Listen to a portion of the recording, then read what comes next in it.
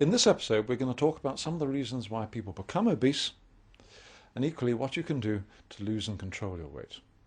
Because it doesn't matter how old you are, if you're at the ideal weight, you will feel better, you'll be healthier, and altogether I think your welfare is going to be substantially increased. Watch this segment. I'm Paul Stillman and this is Streaming Well.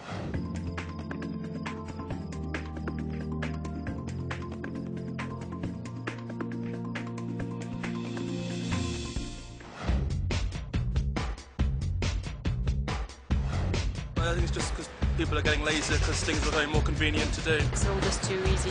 The society and culture of, staying in, watching TV, computer games. I think it's lack of activity, and lack of understanding around nutrition, I think. The big problem is probably laziness. People can't be bothered to cook.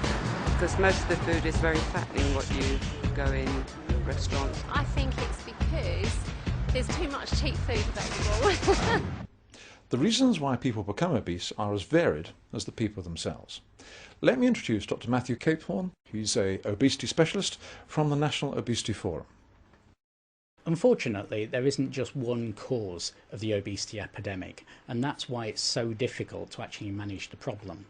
We know that there are several different common factors that all play a part.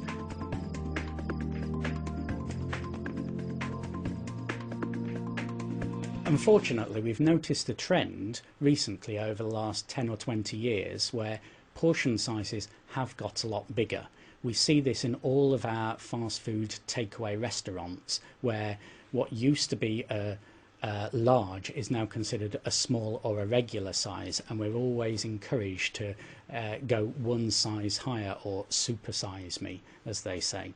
And we also see this in restaurants as well.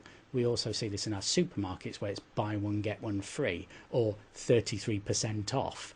All of these offers encourage the consumer to actually buy more than they actually need.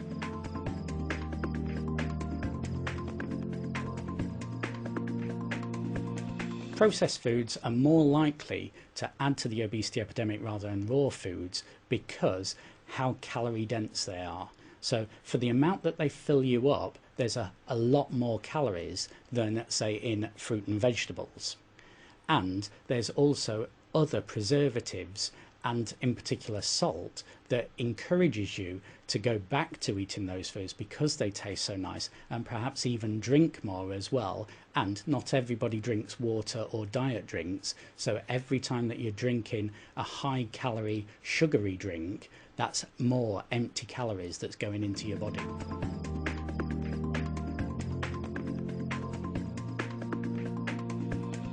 Unfortunately, the general public believes that it's entirely down to their genes as to why one generation after another in the same family are always going to be overweight or obese, when in actual fact we know that there are learned behaviours that you develop.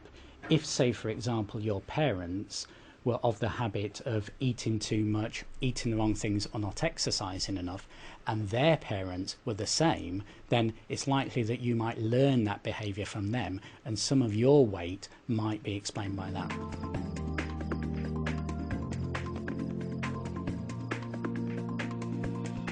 There are several metabolic conditions that you have to look out for when a patient presents with weight problems.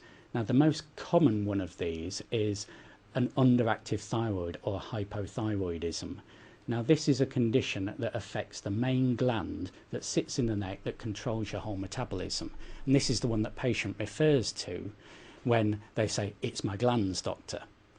Now, this can be identified with a straightforward blood test that comes back within a matter of a day or two and is very easily treated. And once treated, there's no reason why those patients, as part of a calorie-controlled diet with exercise, can't lose weight in the same way that anybody else without a thyroid problem could lose weight.